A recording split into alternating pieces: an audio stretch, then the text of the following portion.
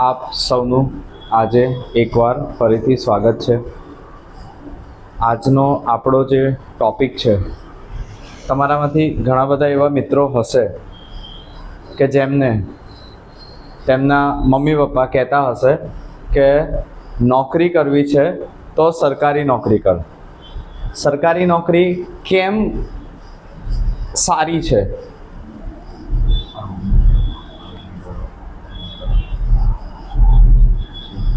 આજે વાત છે ગવર્મેન્ટ જોબની.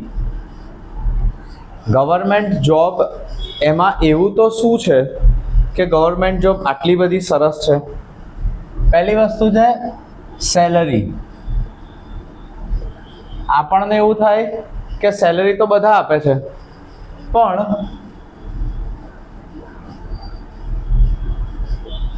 Adjustment of inflation.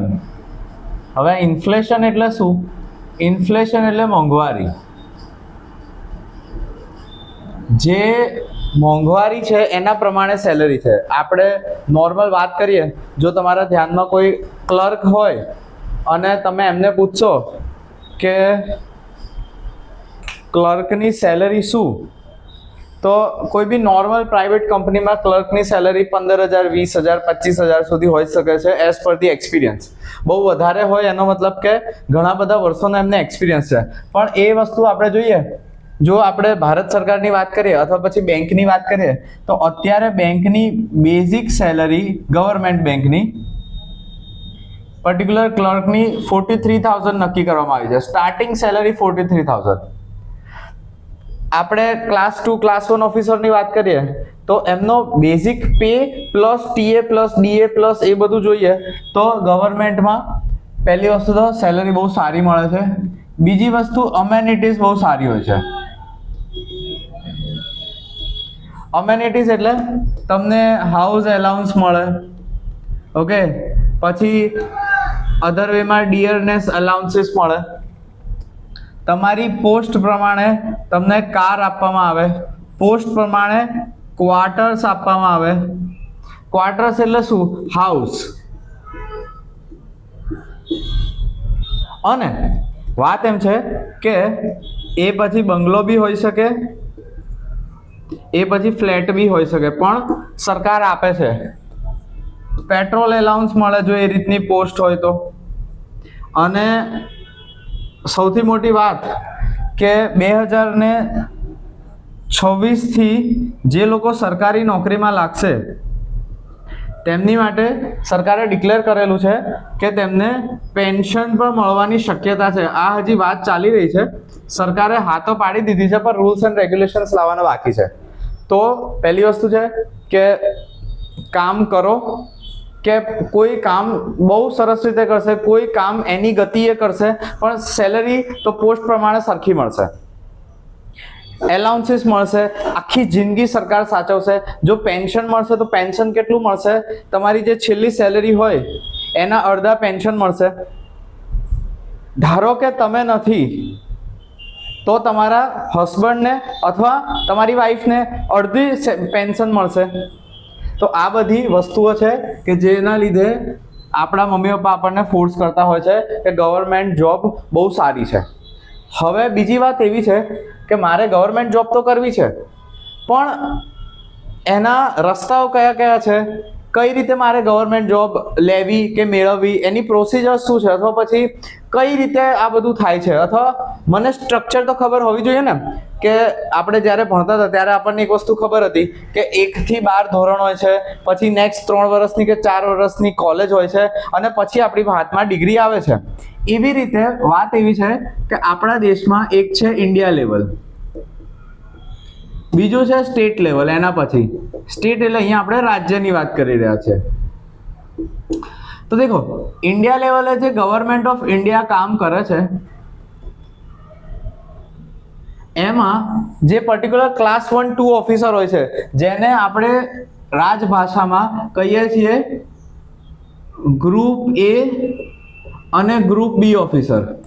ત્યારબાદ બીજા હોય છે ગ્રુપ અનધર બી, સી અને ડી લેવલ ઓફિસર. ગ્રુપ એ ને ગ્રુપ બી માં જવું છે તો એની માટે યુપીએસસી હોય છે, યુનિયન પબ્લિક સર્વિસ કમિશન. અહીંયા હું આખું નામ લખું છું, યુનિયન પબ્લિક સર્વિસ કમિશન. અને જો મારે group B, group C, group D માં જવું છે તો એમાં હોય છે એસએસસી, સ્ટાફ સિલેક્શન કમિશન.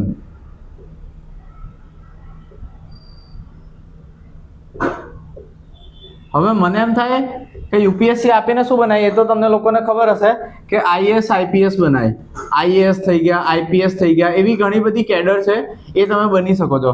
પણ જેટલા બી આઈએએસ આઈપીએસ ઓફિસર્સ છે તેમને આસિસ્ટ કરવા માટે જેટલા બી અધર ઓફિસર હોય છે, જેમ કે ઇન્સ્પેક્ટર થઈ ગયા, ઓડિટર થઈ ગયા,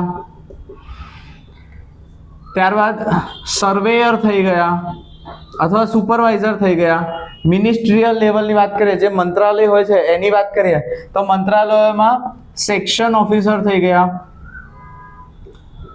તો આ બધા પોસ્ટ માટે આપણે શું આપવું પડતું હોય છે, એસએસસી આપવી પડતી હોય છે. અને આઈએએસ આઈપીએસ જેવા મોટા અધિકારી બનવા માટે, મોટા અધિકારી તો વાત એમ છે કે જે વન ઓફ ધી એ લેવલના અધિકારીઓ છે કે જેના હાથમાં કામ કરવા માટેનો ડિસિઝન છે.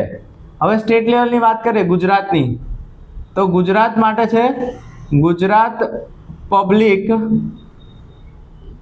Service commission. પર્ટિક્યુલર કોની માટે છે, ગ્રુપ એ અને ગ્રુપ બી માટે છે. જેટલા બી અહીંયા આઈએએસ કહેવાય, અહીંયા ગુજરાત એડમિનિસ્ટ્રેટિવ સર્વિસ કહેવાય. બંનેમાં બનાય તો કલેક્ટર, મામલતદાર બી બનાય આમાં. એના પછી ગુજરાત પોલીસ સર્વિસીસ, આવી ઘણી બધી આપણા દેશની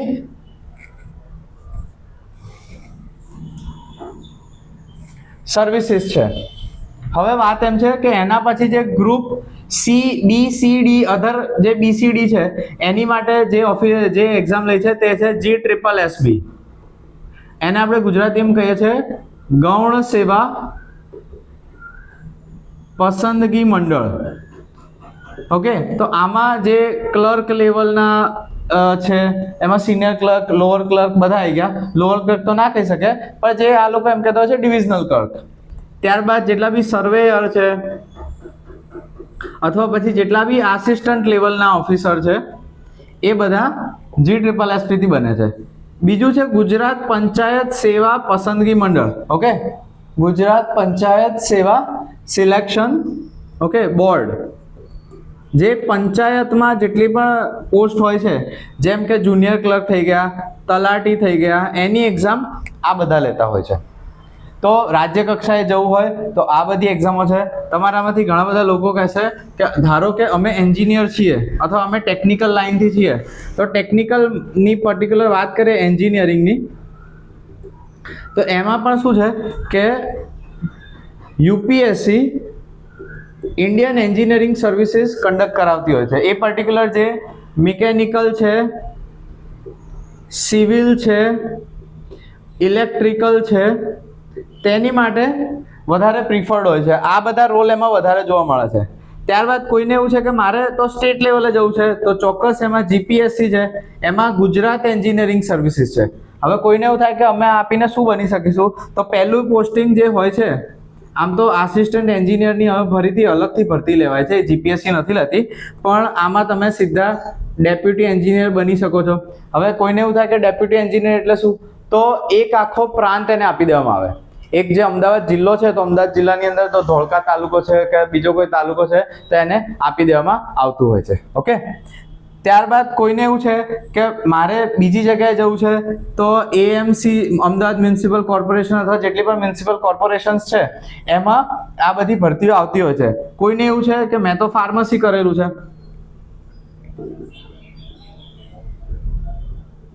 તો ફાર્મસી, બાયોટેકનોલોજી,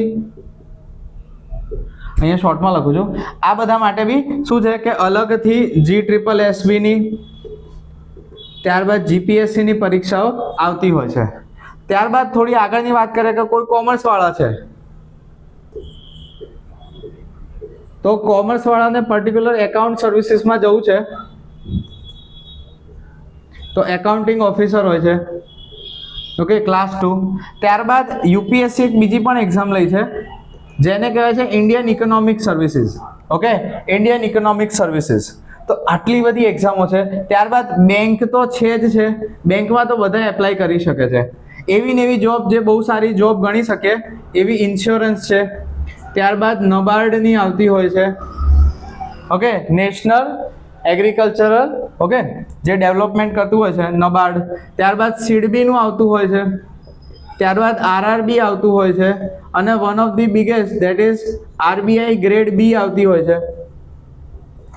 તમારી પાસે આટલા બધા ઓપ્શન્સ છે, પણ એક વસ્તુ યાદ રાખજો, આ જે ઓપ્શન્સ છે તેમાં જીએસ બહુ મહત્વનું હોય છે. જનરલ સ્ટડીઝ એટલે શું કે બંધારણ થઈ ગયું, ઇંગ્લિશમાં કહીએ તો પોલિટી એન્ડ કોન્સ્ટિટ્યુશન જે છે, હિસ્ટ્રી છે એ વધારે મહત્વનું રાખે છે, જિયોગ્રાફી છે એ વધારે મહત્વનું રાખે છે. ત્યારબાદ આગળની કોઈ વાત કરીએ તો સાયન્સ છે, સાયન્સમાં પર્ટિક્યુલર જે કરંટ સાયન્સ છે એ બધું વધારાનું મહત્વ રાખે છે. ઇકોનોમિક્સ નહીં પણ ઇકોનોમી વધારે મહત્વની રાખે છે. તો આટલી બધી પરીક્ષાઓ, આમાં જીએસ મેઇન હોય છે. જ્યારે આપણે એન્જિનિયરિંગની વાત કરીએ છીએ ત્યારે એન્જિનિયરિંગમાં ટેકનિકલ વધારે હોય છે, અહીંયા બી ટેકનિકલ વધારે હોય છે, અહીંયા કોમર્સ ને એકાઉન્ટને રિલેટેડ વધારે હોય છે. અને બેંકમાં જો આપણે જવા માંગતા હોઈએ તો ત્યાં તમારે ક્વોન્ટ એટલે કે મેથ્સ, બીજું રીઝનિંગ, ત્રીજું ઇંગ્લિશ અને ચોથું અહીંયા કહેવાય છે જનરલ અવેરનેસ, જીએ, એ વધારે લેવલનું આવતું હોય છે. તો હવે વિદ્યાર્થી મિત્રો તમારે ડિસાઈડ કરવાની જરૂરત છે કે તમારે કઈ ફિલ્ડ પસંદ કરવી છે. ઓકે, ધન્યવાદ.